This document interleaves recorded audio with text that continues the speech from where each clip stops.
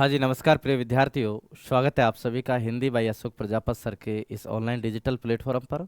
मैं अशोक प्रजापत आप सभी का हार्दिक स्वागत और अभिनंदन करता हूँ। कैसे हो आप सब लोग? अच्छे होंगे, स्वस्थ होंगे और अपनी पढ़ाई के प्रति अभ्यस्त होंगे। सभी को बिल्कुल सुप्रभात, सभी को गुड मॉर्निंग, राधे राधे। बिल्कुल सारे बच्चों के कमेंट्स जो आ रहे हैं, सभी बच्चे एक बार मिलकर क्लास को शेयर करें।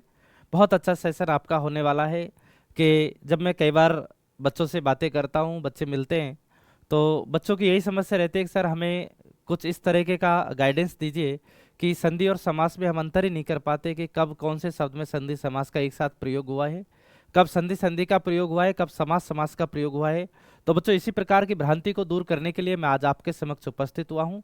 बहुत अच्छा सेशन आपका होने वाला है, क्लास को शेयर करते रहें। आज के इस सेशन में हम देखने वाले हैं कि संधि और समास का बेजोड़ मिश्रण, अर्थात किस तरीके से संधि और समास के जो प्रश्न हैं वो एग्जाम में आजकल हमसे पूछता है, कौन कौन से प्रश्नों के आने की संभावना होती है, किस तरीके से जो है प्रश्न आते हैं, उन तमाम बातों पर मैं आपसे चर्चा परिचर्चा करने वाला हूं। तो आइए करते क्लास को प्रारंभ। बच्चों, पहला प्रश्न आपको दिया और पहला प्रश्न दिया है आपको कि किस विकल्प में संधि कार्य सही नहीं हुआ है। क्या पूछा आपसे कि ऐसा कौन सा विकल्प है जिसमें संधि कार्य सही नहीं हुआ है। क्या पुरहे प्लस हित से पुरोहित होता ये सही नहीं है। मनहे प्लस कामना से मनोकामना सही नहीं है। सिरह प्लस मणि से शिरोमणि सही नहीं है। अधय प्लस गति से अधोगति सही नहीं है। आपको बताना है कि कौन सा ऐसा विकल्प है जिसमें संधि कार्य आपका सही नहीं हुआ है। बच्चों ध्यान देते हैं, पुरह प्लस हित से पुरोहित बनता है, ये बात बिल्कुल सही है। आपको एक नियम याद होगा विसर्ग संधि का, आपको एक नियम याद होगा विसर्ग संधि का, और वो विसर्ग संधि का नियम ये था कि आपके पास जैसे विसर्ग है, विसर्ग से पहले आपके पास में ए आया हुआ है और विसर्ग के बाद में आपके पास में तीसरा, चौथा, पांचवा अंतस्थ या है आ जाता है, तो इस विसर्ग और ए दोनों के स्थान पर हम क्या बना देते हैं, ओ बना देते हैं। ठीक है, उससे क्या बन जाएगा, आपका विसर्ग संधि हो जाएगी। मनहे प्लस कामना, इसका आंसर तो ये हो जाएगा। मनोकामना नहीं होता बच्चों, ये विसर्ग का अपवाद होता है, विसर्ग संधि का अपवाद है। और शब्द क्या बनना चाहिए था, मनहे कामना। क्या बनेगा, मनहे कामना। इसी प्रकार के और अपवाद होते हैं, जैसे प्रातः प्लस काल से प्रातः काल बनता है, अधः प्लस पतन से अधः पतन ही बनता है। क्या बनता है, अधः पतन ही बनता है। इसका नियम ये आता है कि आपके पास जैसे विसर्ग है और विसर्ग से पहले आपके पास ए या आ है और विसर्ग के बाद आपके पास कै, खे, पे, फे, इनमें से कोई सा भी वर्ण आ जाता है, तो इस विसर्ग के स्थान पर हम दंते से करते थे। विसर्ग के स्थान पर क्या करते थे बच्चों, दंते से बनाते हैं। अब ये जो दंते से है ये नहीं बन रहा, इस कारण ये अपवाद है। तो आपका जो राइट आंसर है वो क्या हो जाएगा, इसमें बी विकल्प हो जाएगा। सिरह प्लस मणि से शिरोमणि ये सही बना हुआ है। अधय प्लस गति से अधोगति ये भी आपका सही बना हुआ है। तो इसका जो आंसर रहने वाला है वो कौन सा हो जाएगा, बी विकल्प हो जाएगा। ध्यान रखना, मनोकामना कोई शब्द नहीं होता है, शब्द क्या होता है आपका, मनहे कामना होता है। कौन सा शब्द होता है, मनहे कामना शुद्ध शब्द होता है। आगे चलिएगा, अगला प्रश्न दिया आपको कि निम्न में से कौन सा ऐसा विकल्प है जो विसर्ग संधि का उदाहरण है, ये बताना है आपको। अच्छा शब्द है, इंपॉर्टेंट है, आपको बताना है इनमें से कि विसर्ग संधि का उदाहरण कौन सा है। परिष्कार, परिष्क्रिया, परिष्करण, धनुष्टंकार। बच्चों यहाँ पर दो नियम काम में आए। एक नियम होता है हमारे पास में कि सर परि उपसर्ग है। कौन सा उपसर्ग है, परि उपसर्ग है। और इस परि उपसर्ग के बाद में अगर क्री धातु से बना हुआ कोई शब्द आ जाए, क्री धातु से बना हुआ अगर कोई शब्द आ जाता है, परि उपसर्ग के बाद क्री धातु से बना हुआ कोई शब्द आ जाता है, तो दोनों के मध्य हम इस दंते से का आगम कर देते हैं। दोनों के मध्य हम इस दंते से का आगम कर देते हैं। ये हमारा एक नियम होता है। आप जानते हो कि क्री धातु से बने हुए शब्दों से क्या तात्पर्य है? तो क्री धातु से बने हुए शब्दों से तात्पर्य जैसे कार आ जाता है, जैसे करण आ जाता है, जैसे कृत आ जाता है, जैसे क्रिया आ जाता है, क्रिया आ जाता है, जैसे कृति आ जाता है, जैसे कर्ता आ जाता है। तो ये जो शब्द है ना, ये क्री धातु से बने हुए शब्द हैं। किससे बने हुए हैं? क्री धातु से। ध्यान दो, जैसे मैंने लिखा आपको परि प्लस कार।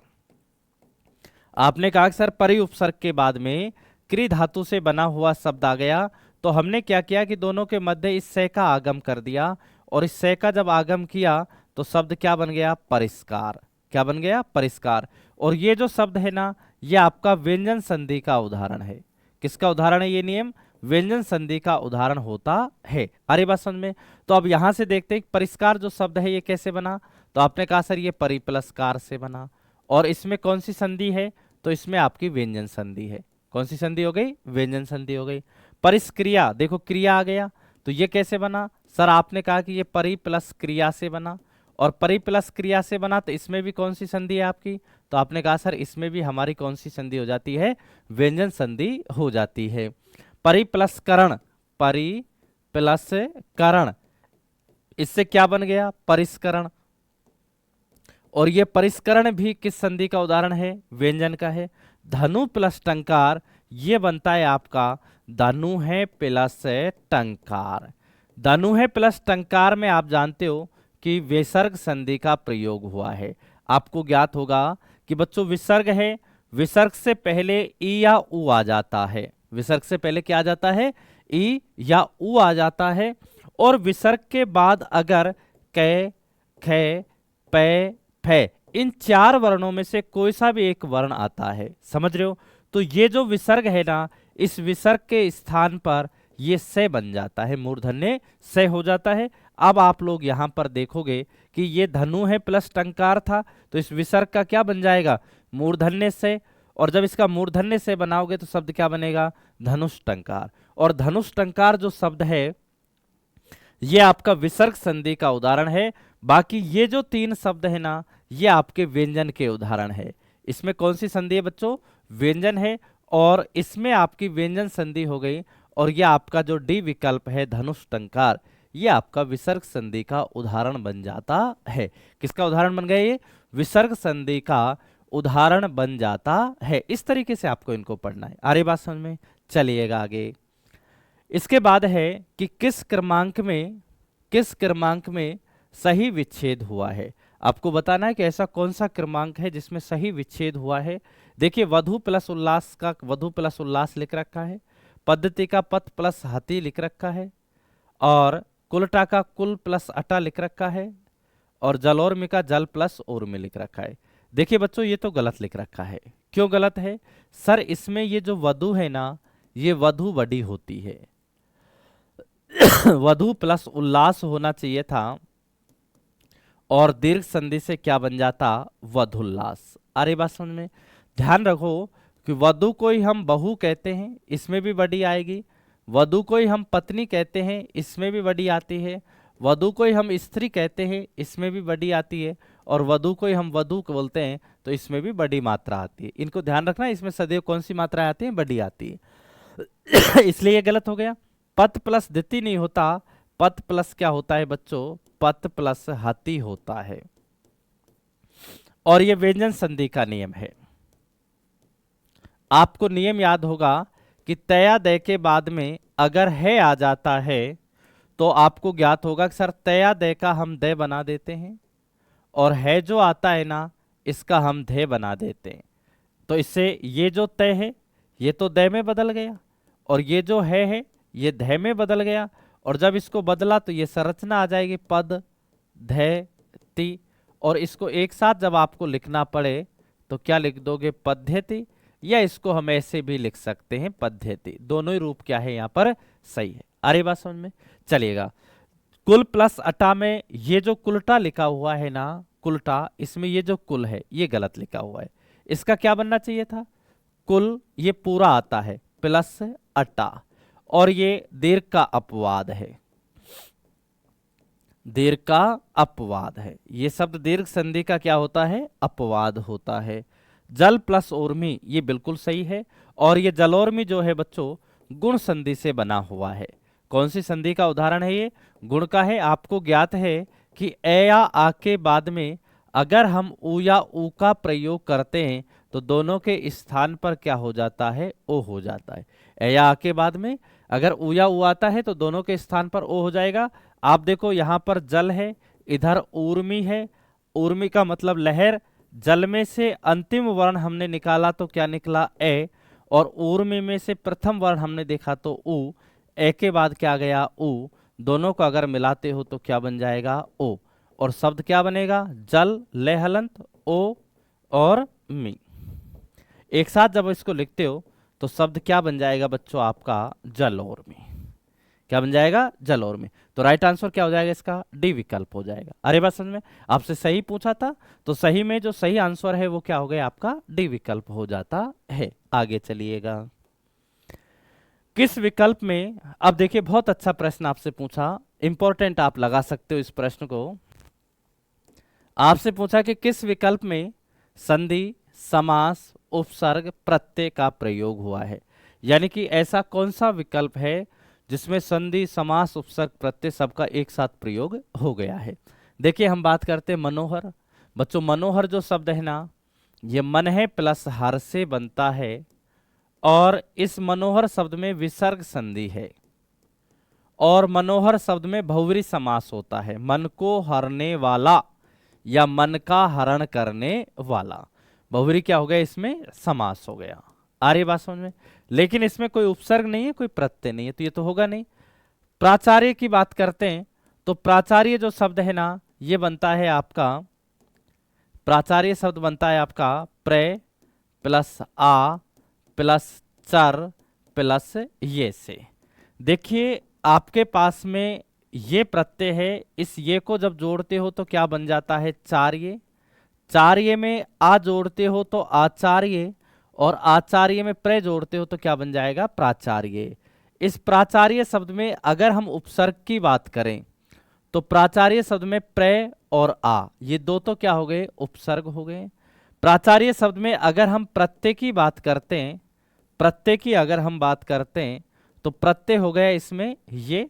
प्राचार्य शब्द में अगर आप लोग संधि की बात करते हो कि भाई इसमें संधि कौन सी हुई है सर, तो प्राचार्य शब्द में संधि हो जाती है आपकी दीर्घ। कैसे हुई सर? प्र प्लस आचार्य जब आप लिखते हो, प्र प्लस आचार्य लिखते हो तो ए के बाद ए आया है और जब ए के बाद ए आया है तो कौन सी संधि हो गई? वहां पर आपकी दीर्घ संधि हो जाती है। नेक्स्ट आप कहते हो कि सर ये जो प्राचार्य शब्द है इसमें समास की अगर हम बात करें तो सर समास इसमें हो जाता है आपका कर्मधारय। कर्मधारय समास कौन सा हो जाएगा इसमें? कर्मधारय। क्योंकि आपको ज्ञात है कि जब भी आपके पास में सु, कु, प्र, वि, दुस, दुर ये उपसर्ग आते हैं तो इन उपसर्गों के आने पर सीधा ही समास कौन सा हो जाता है? कर्मधारय। क्योंकि ये उपसर्ग विशेषण बोधक उपसर्ग होते हैं, अर्थात विशेषता बताने का काम करते हैं। ये उपसर्ग कैसे होते हैं? विशेषण बोधक उपसर्ग होते हैं, अर्थात विशेषता बताने का काम करते हैं। तो इसमें आपका समास कौन सा हो गया? तो समास आपका हो जाता है बच्चों इसमें कर्मधारय समास। अब प्रश्न के हिसाब से तो आपका जो है उत्तर वो मिल चुका कि देखो इसमें उपसर्ग भी है, प्रत्यय भी है, संधि भी है, समास भी है। यही हमसे पूछा, संधि, समास, उपसर्ग, प्रत्यय। तो चारों का जो प्रयोग है वो आपका किस शब्द में हुआ है? प्राचार्य शब्द में हुआ है। हम बाकी के ऑप्शन देख लेते हैं कि आधुनिक जो शब्द है ना, ये बनता है आपका अधुना प्लस इक से। अधुना प्लस इक से। आपने कहा सर इसमें प्रत्यय क्या है? तो प्रत्यय बच्चों इसमें इक है, इसमें कोई उपसर्ग नहीं है, कोई समास नहीं है, कोई संधि नहीं है। अरे बात समझ में? इसके बाद उपाध्यक्ष शब्द की हम बात करें तो उपाध्यक्ष शब्द बना आपका उप प्लस अधि प्लस अक्ष से। उप प्लस अधि प्लस अक्ष से क्या बन जाता है? आपका उपाध्यक्ष बन जाता है। इस उपाध्यक्ष शब्द को लेकर हम बात करें कि सर इसमें उपसर्ग कौन सा है, तो आप कहोगे सर इसमें उपसर्ग दो है, उप भी है और आपका उपसर्ग इसमें अधि भी है। दो उपसर्ग हैं, एक तो इसमें उप उपसर्ग है और एक कौन सा है, इसमें अधि उपसर्ग भी होता है। उप भी है और अधि भी है। इसके बाद हम बात करें कि सर इसमें संधि हुई है क्या, कोई संधि, संधि तो इसमें आप कहोगे सर इसमें दो संधि हुई है। एक तो इसमें दीर्घ संधि हुई है, दीर्घ संधि हुई है, और एक इसमें कौन सी हुई है, यण संधि हुई है। आपको ज्ञात होगा कि अधि प्लस अक्ष जब आप करते हो इससे क्या बनता है, अध्यक्ष, अध्यक्ष बनता है। तो यहां पर यण संधि होती है, यण संधि होती है। और अध्यक्ष में जब आप उप जोड़ते हो, उप प्लस अध्यक्ष, उप प्लस अध्यक्ष, तो शब्द क्या बनता है, उपाध्यक्ष बनता है। और उपाध्यक्ष में आपकी दीर्घ संधि हो जाती है। तो दो संधि हो गई। समास की अगर आपसे बात करें सर इसमें कोई समास है क्या, समास, तो बच्चों समास की अगर आपसे बात करता है वो, तो समास आप इसमें कौन सा बता दोगे, अव्ययी भाव, क्योंकि उप उपसर्ग है इस कारण समास कौन सा हो गया, इसमें अव्ययी भाव समास हो जाता है। समास कौन सा हो गया, अव्ययी भाव। लेकिन इसमें प्रत्यय नहीं है, क्या नहीं है, इसमें प्रत्यय नहीं है। हमसे ये पूछा था कि चारों एक साथ होने चाहिए, संधि समास उपसर्ग प्रत्यय। इसमें संधि भी है, समास भी है, उपसर्ग भी है, लेकिन किसका अभाव है, प्रत्यय का अभाव है। तो ये आपका राइट आंसर क्या हो जाएगा, इसमें प्राचार्य हो जाएगा। अरे बात समझ में, आपसे प्रश्न आजकल ऐसे पूछे जाते हैं। देखिए फिर मैं आपको पुनः एक बार बता देता हूं कि आजकल जो एग्जाम का बदलता हुआ पैटर्न है उसको ध्यान में रखते हुए ऐसे प्रश्नों पर आपको विशेष फोकस करना है। आपसे प्रश्न में यह पूछा कि संधि समास उपसर्ग प्रत्यय चारों का एक साथ प्रयोग होना चाहिए। क्या पूछा कि संधि समास उपसर्ग प्रत्यय चारों का एक साथ प्रयोग होना चाहिए। तो प्रिय विद्यार्थियों आपने देखा कि मनोहर शब्द है, मन है प्लस हर, यहां पर संधि भी है और समास भी है, लेकिन उपसर्ग नहीं है और आपका जो है प्रत्यय नहीं है। प्राचार्य शब्द में संधि भी है, समास भी है, उपसर्ग भी है। मैंने कहा उपसर्ग कौन सा, तो प्रय और आ, प्रत्यय ये, संधि दीर्घ, समास कौन सा हो गया, कर्मधारय समास हो जाता है। इधर हम बात करते हैं आधुनिक में, तो ये अधुना प्लस इक से बनता है, इसमें इक प्रत्यय का प्रयोग हुआ है। उपाध्यक्ष की बात करते हैं तो उप प्लस अधि प्लस अक्ष से बनता है। यहां पर संधि है, दीर्घ भी है और यण भी है, समास है, अव्ययी भाव है और उपसर्ग भी है आपका उप और अधि, लेकिन इसमें प्रत्यय का अभाव है। हमको चार चीजें चाहिए थी और वो चार चीज कौन से शब्द में है, प्राचार्य शब्द में है। तो राइट आंसर कौन सा हो जाएगा, आपका प्राचार्य हो जाएगा। ध्यान रखना, बहुत इंपॉर्टेंट प्रश्न है। आजकल ऐसे प्रश्न जो है बहुत ज्यादा आपकी संख्या में पूछे जाते हैं। चलिएगा आगे, अगला प्रश्न है, किस शब्द में एक से अधिक बार संधि हुई है। ऐसा कौन सा शब्द है जिसमें एक से अधिक बार संधि हुई है, यानी कि 2 बार हो गई, 3 बार हो गई, 4 बार हो गई, कुल मिलाकर एक से अधिक बार संधि कौन से शब्द में हुई है। तो देखिए हम बात करते हैं सदगति के बारे में। यह बनता है बच्चों सत प्लस गति से, सत प्लस गति से। और सत प्लस गति से बना तो इसमें यहां पर आपकी व्यंजन संधि होती है। कौन सी संधि होती है, व्यंजन संधि होती है। अत्याचार जो शब्द है यह बनता है बच्चों आपका अति प्लस आचार से, अति प्लस आचार से, यह आपका अत्याचार बनता है। और यहां पर आपकी हो जाती है यण संधि। कौन सी हो गई, यण संधि। अधिकाधिक ये बनता है आपका अधिक प्लस अधिक से, और यहां पर आपकी संधि होती है दीर्घ। इसने पूछा कि एक से अधिक बार होनी चाहिए, और एक से अधिक बार में हम देखते हैं प्रोत्साहन को, तो यह बनता है प्रय प्लस उत्साहन। और ये जो उत्साहन शब्द है यह बनता है उद प्लस साहन से। तो यहां पर हम देखते हैं बच्चों कि जब प्रय प्लस उत्साहन किया तो आपकी गुण संधि हो गई, और उद प्लस साहन किया तो आपकी व्यंजन संधि हो गई। अर्थात इस शब्द में दो संधि हैं, गुण संधि है और कौन सी संधि का प्रयोग हुआ है, व्यंजन संधि का प्रयोग हुआ है। तो एक से अधिक संधि कौन से शब्द में हो गई, प्रोत्साहन शब्द में हो जाती है, यानी कि आपकी गुण संधि भी है और व्यंजन संधि भी है। तो आपका जो विकल्प है सही वो कौन सा हो जाएगा, आपका डी विकल्प हो जाएगा कि प्रोत्साहन ऐसा शब्द है जिसमें गुण और व्यंजन दोनों संधियों का प्रयोग हुआ है। आ रही बात समझ में। नेक्स्ट चलिएगा, इसके बाद देखिए आपसे प्रश्न दिया कि किस शब्द में केवल संधि हुई है। कौन सा ऐसा शब्द है जिसमें केवल संधि का प्रयोग हुआ, यानी कि समास का उसमें प्रयोग नहीं हुआ है। बच्चों हम बात करते हैं यहाँ पर कि मनोहर जो शब्द है ना, ये बनता है मनहे प्लस हर से, मनहे प्लस हर से बनता है। और मैंने अभी आपको समझाया था कि मनोहर शब्द में विसर्ग संधि है, विसर्ग संधि है, और मनोहर शब्द में बहुव्रीहि समास है, बहुव्रीहि समास है। कौन सा समास हो गया इसमें? बहुव्रीहि समास हो जाता है। उन्नता अवनत जो शब्द है ये बनता है आपका उन्नत प्लस अवनत से, उन्नत प्लस अवनत से बनता है। और इसमें दीर्घ संधि है, दीर्घ संधि है, ए के बाद ए आया है, ए के बाद ए आया है। और समास की अगर बात करें तो समास इसमें बच्चों वैकल्पिक द्वंद्व समास है, वैकल्पिक द्वंद्व समास है। कौन सा हो गया? वैकल्पिक द्वंद्व समास हो जाता है। अत्यधिक की अगर हम बात करें तो ये बनता है आपका अति प्लस अधिक से, अति प्लस अधिक से। और आप जानते हो कि अति प्लस अधिक में यण संधि है, संधि कौन सी है? यण संधि।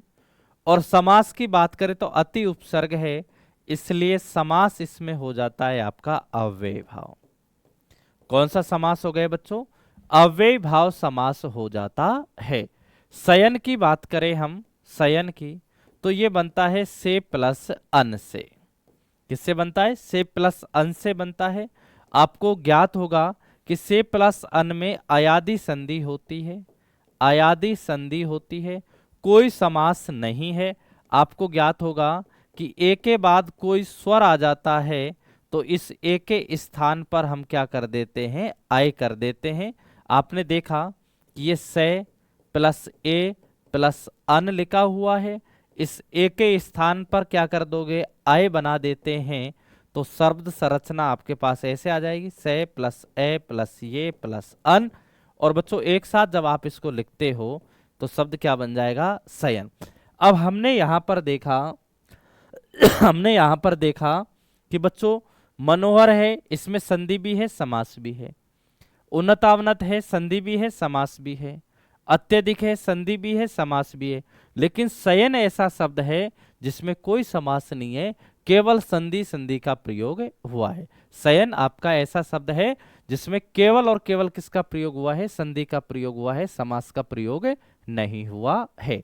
तो आपका आंसर क्या हो जाएगा? यहाँ पर डी विकल्प हो जाएगा। नेक्स्ट चलिएगा। जैसे समास में सामासिक पद के दोनों पदों में विशेषण विशेष से उपमान उपमेय का मेल हो, वो कौन सा कहलाता है? देखिए हम बात करते हैं पहले विशेषण की। आपको एक शब्द दिया विशेषण, इसके बाद एक शब्द दिया आपको विशेष से, विशेष से, इसके बाद एक शब्द दिया आपको उपमान, और इसके बाद एक शब्द दिया आपको उपमेय। पहले हम इन शब्दों को जान लेते हैं। आपको ज्ञात होगा कि विशेषण से तात्पर्य होता है जो विशेषता बतलाई जाए, जो विशेषता बतलाई जाए, जो विशेषता बतलाई जाए उसे हम क्या बोलते हैं? विशेषण कहते हैं। अरे बात समझ में? जिसकी विशेषता बतलाई जाए, जिसकी विशेषता बतलाई जाए, और जिसकी विशेषता बतलाई जाए वो क्या कहलाता है? आपका विशेष्य कहलाता है। ये बात आपको क्लियर है? जो विशेषता बतलाई जाए वो विशेषण है, जिसकी विशेषता बतलाई जाए वो क्या कहलाएगा? विशेष्य कहलाता है। उपमान, उपमान बोलते हैं आपका जिससे, जिससे तुलना या उपमा की जाए, जिससे तुलना या उपमा की जाए वो क्या कहलाता है? उपमान कहलाता है। और जिसकी, जिसकी, जिसकी तुलना या उपमा की जाए, जिसकी तुलना या उपमा की जाए वो आपका क्या कहलाता है? उपमेय कहलाता है। तो ये चार शब्द हो गए क्लियर। विशेषण, विशेष से, उपमान, उपमेय। विशेषण का मतलब जो विशेषता बतलाई जाए, विशेष्य का मतलब जिसकी विशेषता बतलाई जाए, उपमान का मतलब जिससे तुलना या उपमा की जाए, और उपमेय का मतलब जिसकी तुलना या उपमा की जाए। अब आपसे ये पूछा कि ऐसा कौन सा समास है जिसमें विशेषण विशेष्य का मेल होता है, उपमान उपमेय का मेल होता है, तो वो बच्चों द्विगु नहीं होता, द्वंद्व नहीं होता, बहुव्रीहि नहीं होता, कौन सा होता है आपका कर्मधारय समास होता है, जिसमें विशेषण विशेष्य और उपमान उपमेय का मेल होता है। ध्यान रखना कि जब भी विशेषण विशेष्य का मेल होता है तो विशेषण पद के बाद विग्रह करते समय है जो जोड़ते हैं, और उपमान उपमेय का मेल होता है तो विग्रह कार्य करते समय उपमान पद के बाद के समान या रूपी का प्रयोग करते हैं। चलिएगा आगे। अगला प्रश्न आपसे पूछा है कि समानाधिकरण तत्पुरुष के नाम से जाना जाता है। क्या कहा कि समानाधिकरण तत्पुरुष के नाम से जाना जाता है।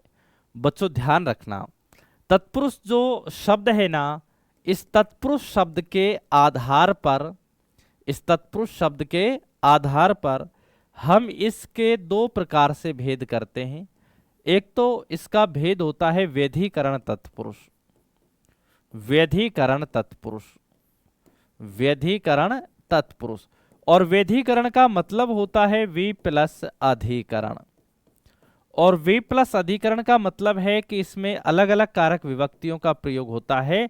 इस कारण कारक विभक्तियों के आधार पर इसके कितने भेद हो जाते हैं, 6 भेद हो जाते हैं। जैसे कर्म तत्पुरुष है, करण तत्पुरुष है, संप्रदान तत्पुरुष है, अपादान तत्पुरुष है, संबंध तत्पुरुष है, और अधिकरण तत्पुरुष समास है। दूसरा इसका भेद होता है, उसका नाम है समानाधिकरण, समानाधिकरण तत्पुरुष। ये जो समानाधिकरण तत्पुरुष समास है ये बनता है आपका समान प्लस अधिकरण से, अर्थात इसके पूर्व और उत्तर दोनों पदों में समान कारक विभक्तियों का लोप होता है। समान कारक विभक्तियों का लोप होता है, इसके आधार पर इसके दो भेद होते हैं। कितने भेद होते हैं, दो भेद होते हैं। एक आता है बच्चों समानाधिकरण में कर्मधारय, कर्मधारय, और दूसरा भेद होता है आपका द्विगु समास। दूसरा क्या होता है, द्विगु होता है। ये आपका समानाधिकरण के अंतर्गत आते हैं। अब आपसे एग्जाम में क्या पूछा कि समानाधिकरण तत्पुरुष के नाम से किसे जाना जाता है, तो एक तो द्विगु को जानेंगे और एक आपके कर्मधारय को जानेंगे। तो देखो अव्यय को नहीं जानते, द्वंद्व को नहीं जानते, बहुव्रीहि, अब यहाँ केवल एक दे रखा है, कौन सा, कर्मधारय। तो आपका राइट आंसर कौन सा हो जाएगा, कर्मधारय समास हो जाता है। यानी कि समान अधिकरण के रूप में हम किसको जानते हैं, तो आप कहोगे सर हम कर्मधारय समास को जानते हैं। ये बात क्लियर है। चलिएगा आगे। इसके बाद है कि स्वाध्याय शब्द में दीर्घ के अतिरिक्त और कौन सी संधि है। बच्चों यहां पर आपको थोड़ा सा फोकस करना है, ध्यान देना है कि ये आपके पास स्वाध्याय शब्द है। आपसे कहा कि सर इसमें दीर्घ के अतिरिक्त कौन सी संधि है, तो हम कहते हैं कि स्वाध्याय बनता है स्व प्लस अध्याय से। स्वयं का जो अध्याय होता है, अध्ययन होता है, उससे स्वाध्याय बन जाता है, और इसमें दीर्घ संधि है। लेकिन ये तो उसने प्रश्न में बोल दिया कि आपको तो सर इसमें दीर्घ के अतिरिक्त बताना है।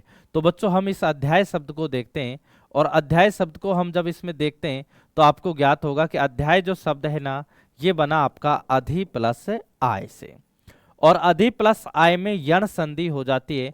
आपको ज्ञात होगा कि सर ई या ई के बाद में अगर कोई, ई या ई के बाद में अगर कोई असमान स्वर आ जाता है तो इस ई या ई के स्थान पर हम क्या बना देते हैं, ये बना देते हैं। ई या ई के स्थान पर क्या बना देते हो, ये बना देते हो।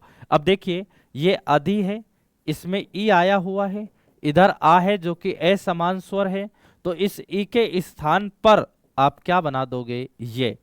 और जब ये बनाओगे तो ए ध ये आ ये, और इससे शब्द क्या बन जाएगा आपका अध्याय। और ये कौन सी संधि से बना आपका, तो ये बच्चों आपका यण संधि से बनता है। किससे बना, यण से। अब आप इसको ऐसे लिख सकते हो कि सर ये ऐसे बना हुआ है स्व प्लस अधि प्लस आय, और अब इसमें दो संधियों का प्रयोग हो चुका है। एक तो दीर्घ का प्रयोग है, और दीर्घ के अतिरिक्त कौन सी है, तो उसका यण संधि का प्रयोग है। दीर्घ के अतिरिक्त कौन सी है बच्चों, गुण नहीं, यण संधि का प्रयोग है। तो आपका अब आंसर मिल चुका है कि दीर्घ के अतिरिक्त कौन से गुण नहीं है, वृद्धि नहीं है, व्यंजन नहीं है, कौन सी हो जाएगी आपकी, यण संधि हो जाती है। तो दीर्घ के अतिरिक्त कौन सी है, तो वो आपकी यण संधि। आ रही बात समझ में। चलिएगा आगे। अगला प्रश्न है कि किस विकल्प में संधि और समास दोनों का प्रयोग हुआ है। आपको यह बताना है कौन सा विकल्प है जिसमें संधि और समास दोनों का प्रयोग है। देखिए, देश प्रेम में संधि नहीं है लेकिन समास है।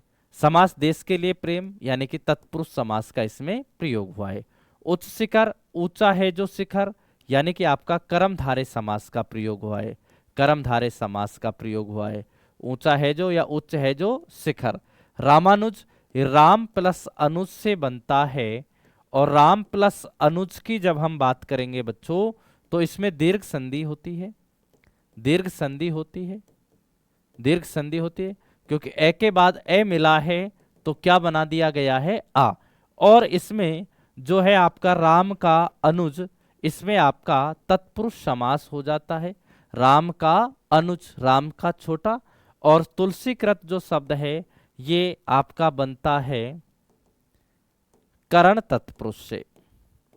करण तत्पुरुष से। तो यहां हम देखते हैं कि ऐसा एक ही विकल्प है जिसमें संधि भी हुई है और समास भी हुआ है, वो है आपका रामानुज। तो इसका राइट आंसर कौन सा हो जाएगा, रामानुज हो जाएगा। ठीक है, आज की कक्षा को हम यहीं विराम देंगे, एक नेक्स्ट पार्ट और लेके आएंगे, उसमें और अगले जो प्रश्न हैं उनको हल करवाएंगे। तब तक आप लोग जो है इस क्लास को शेयर करें। नए जो बच्चे हैं वो क्लास को शेयर करके अपने चैनल को सब्सक्राइब करें। चैनल को अधिक से अधिक लोगों के पास सेंड करें, शेयर करें, ताकि सारे बच्चे जो हैं इससे जुड़ें। और इस क्लास की जो पीडीएफ है वो हमारे टेलीग्राम चैनल को आप ज्वाइन कर सकते हो।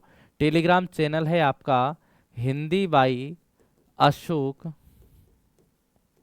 Hindi by Ashok Prajapat sir. यहाँ से आप इसको ज्वाइन कर सकते हो, वहाँ पर इस क्लास की लिंक और पीडीएफ आपको मिल जाएगी। अरे बात समझ में? तो क्लास को बच्चों शेयर करें, सपोर्ट करें, और ये नया चैनल हम बना रहे हैं, देखते हैं आपका रिव्यू कैसा आता है। अगर आपका अच्छा रहा रिव्यू, आपका जो है सहयोग अच्छा रहा, तो संपूर्ण व्याकरण को मैं आपके समक्ष जो है डेस्क्रिप्टिव भी करवाऊंगा और ऑब्जेक्टिव भी करवाने वाला हूं, लेकिन वो सब आपके ऊपर है। तो नया चैनल है इसलिए आप लोगों से अपेक्षा करता हूं कि आप जो लोग हैं थोड़ा सा सहयोग प्रदान करें, चैनल को सब्सक्राइब करें, लोगों से भी करवाएं। बहुत अच्छे प्रश्नों का संकलन है, आगे एक पार्ट फिर लेके आएंगे। मिलते हैं अगली क्लास में, तब तक सभी साथियों को जय हिंद, जय भारत।